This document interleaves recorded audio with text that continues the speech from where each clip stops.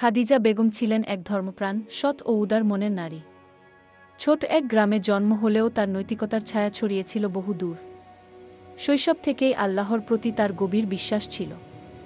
মায়ের কাছ থেকে তিনি দয়া ও শালীনতার পাঠ নেন।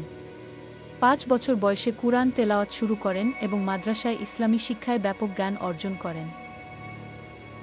যৌবনে তিনি নিজ বাড়িতে মেয়েদের জন্য একটি ছোট মাদ্রাসা শুরু করেন, গরিব ছাত্রীদের বইখাতা নিজেই জোগাড় করতেন।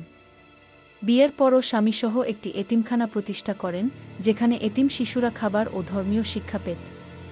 খাদিজা ছিলেন তাহাজ্জুদ ও ফজরের নামাজে নিয়মিত। নিজের একমাত্র ছেলেকে হাফেজ বানানোর জন্য তিনি নিজের স্বপ্ন ত্যাগ করেছিলেন। ৫ বছর বয়সে তার ইন্তেকালে শত শত মানুষ কেঁদেছিল। খাদিজা বেগম আমাদের শিখিয়ে গেছেন, ধনসম্পদ নয়, বরং নেক আমল, মানবিকতা ও আল্লাহর ভয়ে জীবন কাটানোই আসল সফলতা।